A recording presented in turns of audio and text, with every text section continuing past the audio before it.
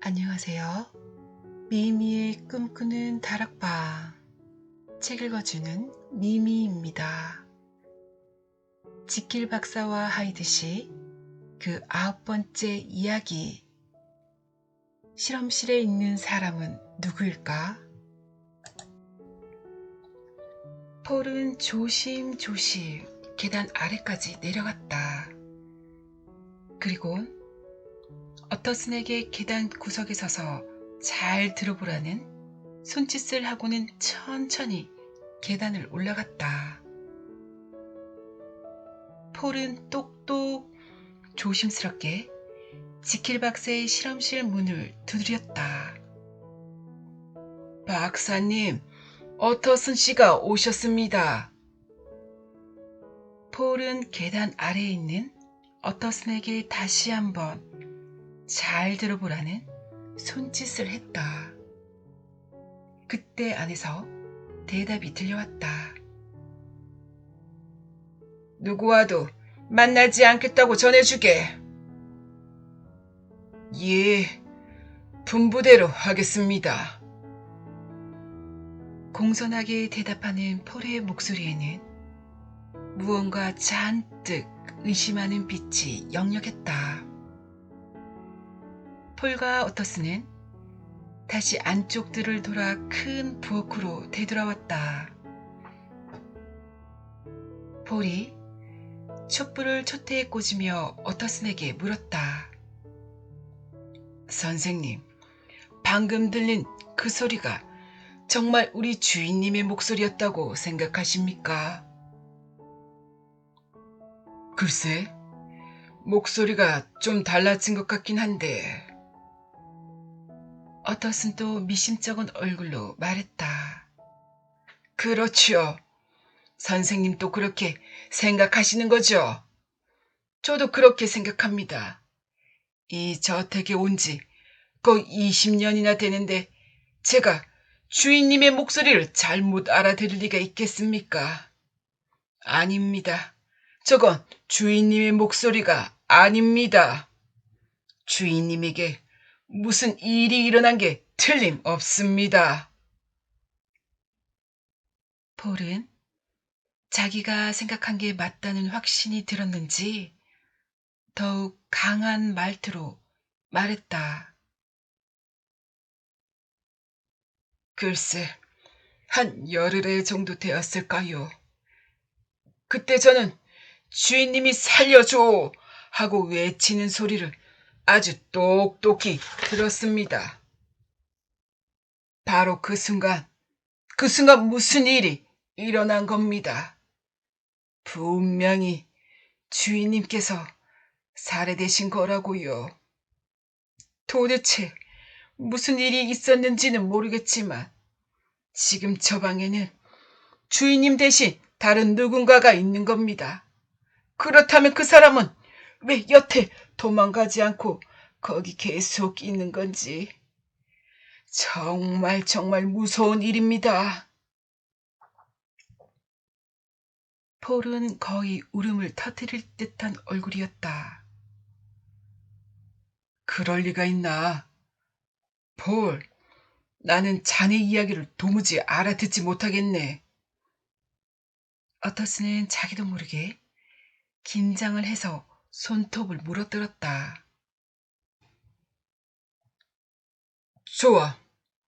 가령 자네 말대로 지킬 박사가 살해되었다면 말일세. 도대체 그 범인이 왜 여태까지 거기 남아있겠는가? 그건 아무래도 이치에 맞는 이야기가 아니지 않는가? 그래요. 저도 선생님이 그렇게 말씀하실 거라고 이미 짐작하고 있었습니다. 하지만 제 말을 잘 들어보십시오. 제가 그렇게 믿는 데는 또 한 가지 중요한 이야기가 있답니다. 폴은 그동안 있었던 일을 자세히 설명하기 시작했다. 저 안에 있는 사람이 누구인지는 모르겠지만 지난 일주일 동안 저 사람은 매일 어떤 종류의 약품을 사오라고 하였습니다. 약품 이름을 종이 쪽지에 서서 계단 위에 던져 놓는 게 전부였지요. 물론 박사님도 가끔 그렇게 하신 적이 있긴 했습니다. 하지만 지난 일주일 내내 박사님 모습은커녕 아무 소리도 들리지 않고 오로지 이 종이 쪽지만 계단 위로 던져져 있는 거였습니다. 물론 그 사이 문이 열린 적도 한 번 없었습니다. 식사도 문 옆에 놓아두면 아무도 안 볼 때 살짝 안으로 가져가는 겁니다. 그 다음에는 어터슨이 잔뜩 호기심 어린 눈으로 물었다.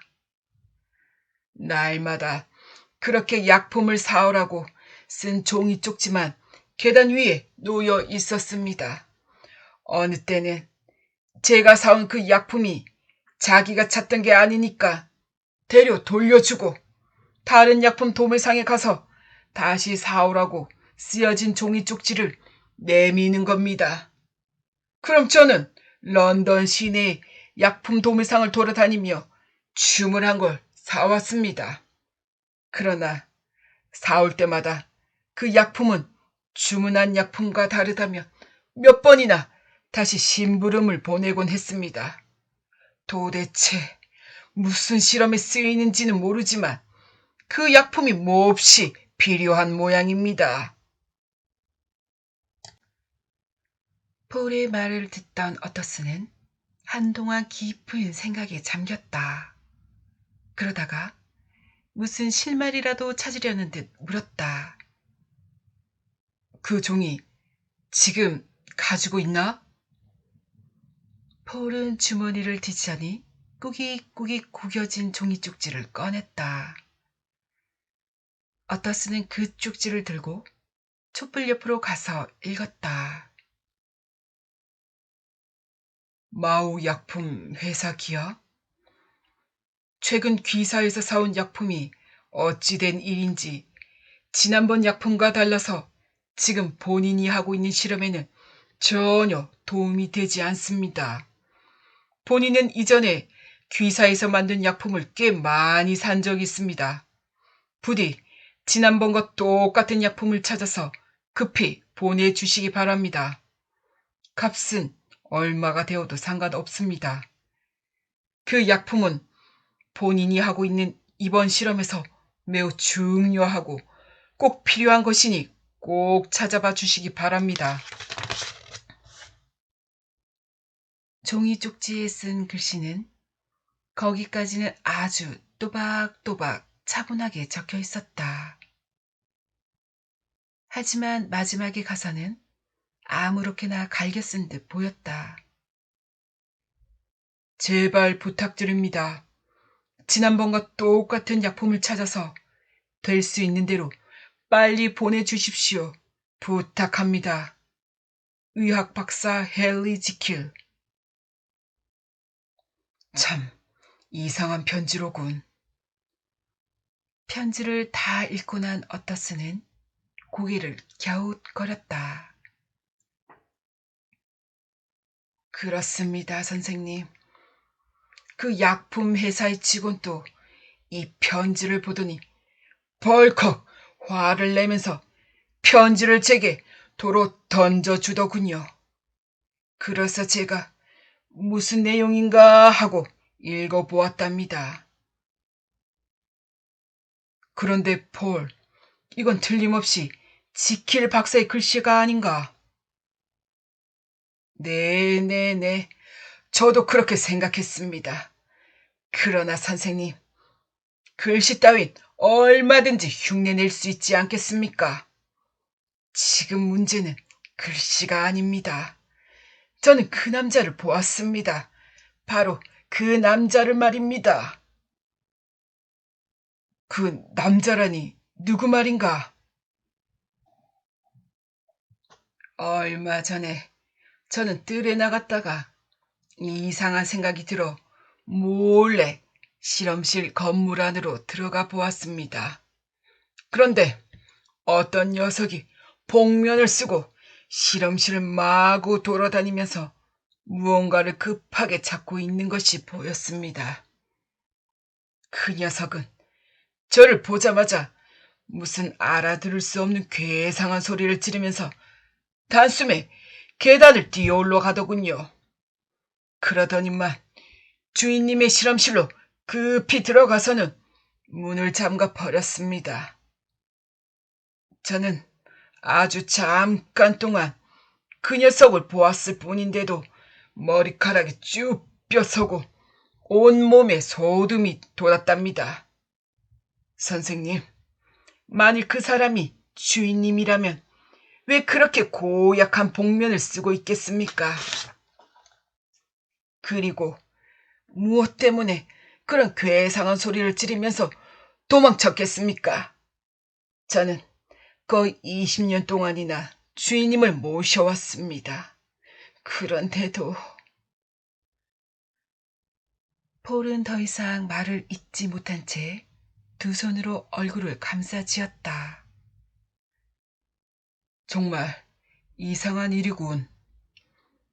어터슨도 역시 믿을 수 없다는 표정을 지었다. 폴, 자네 이야기를 듣자니 문득 이런 생각이 드는군.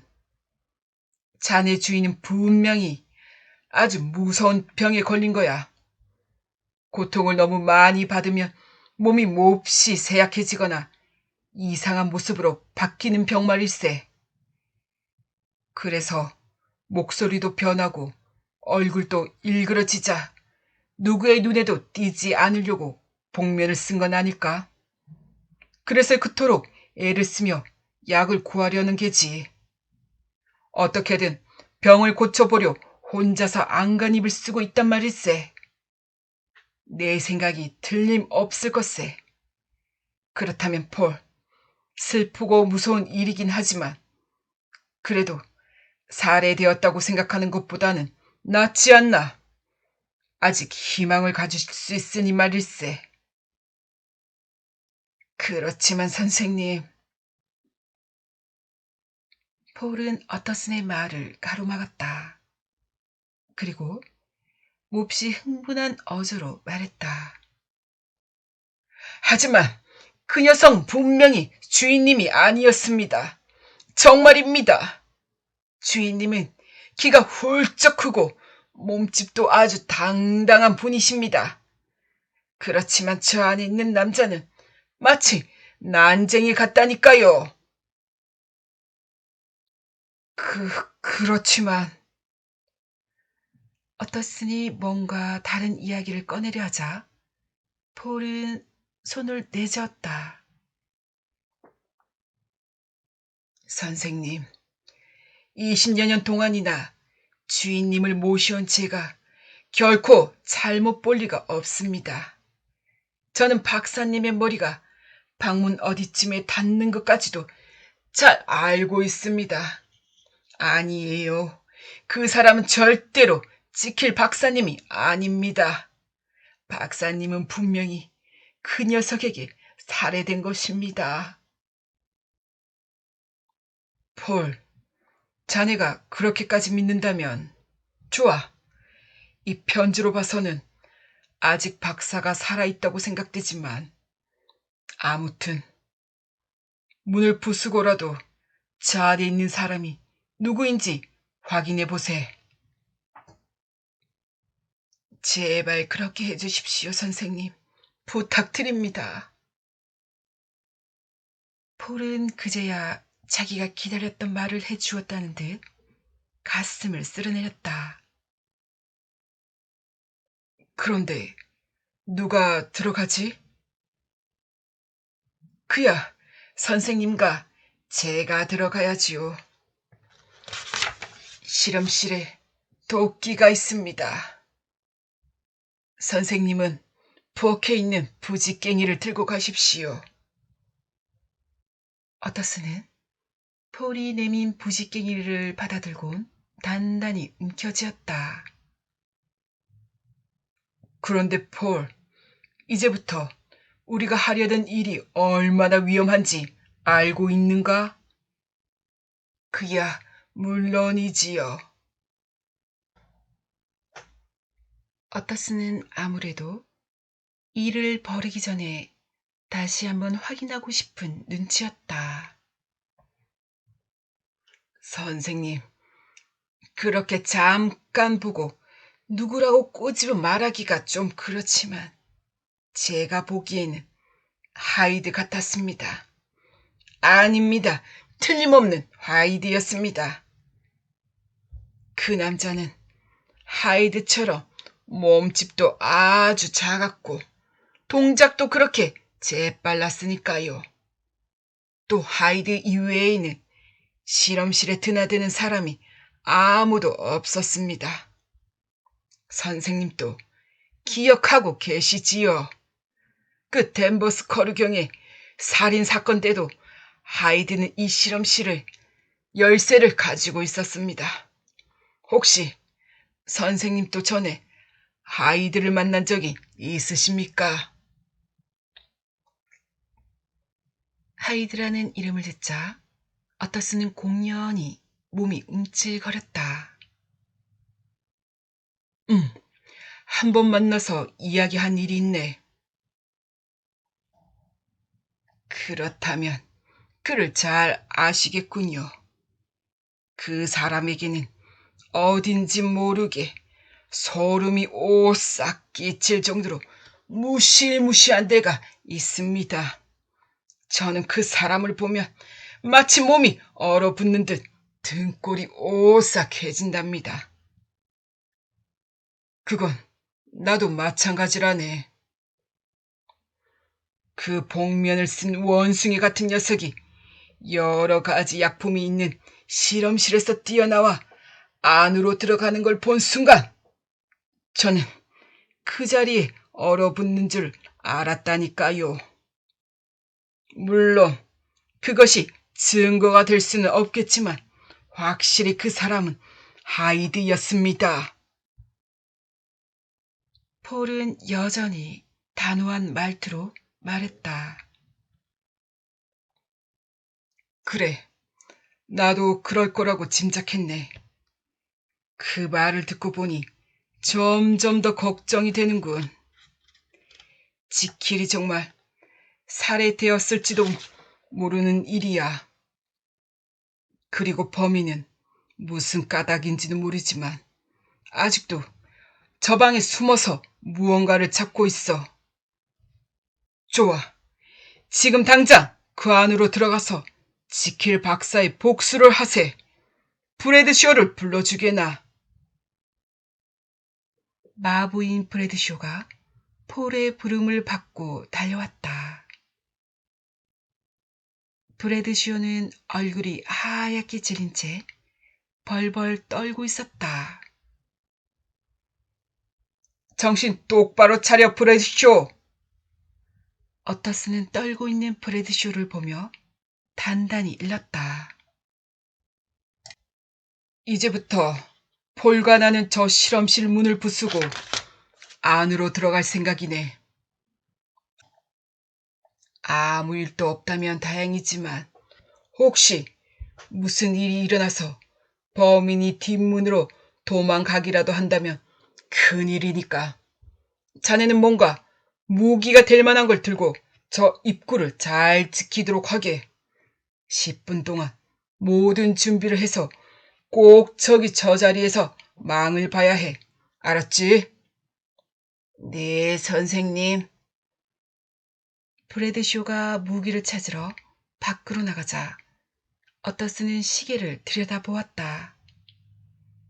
자, 폴, 우리도 가세.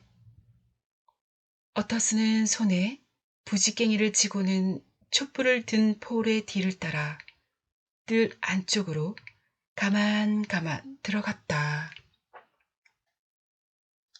깊은 우물 밑바닥처럼 건물에 둘러싸인 뜰에는 마침 바람이 불어와서 촛불이 몹시 흔들거렸다.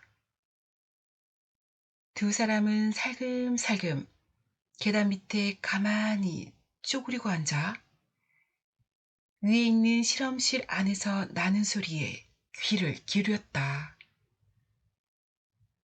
큰 길 쪽에서 나는 시끄러운 소리가 어렴풋하게 들려오긴 했지만 계단 위의 실험실에서 누군가 왔다 갔다 하는 발자국 소리를 또렷하게 들을 수 있었다.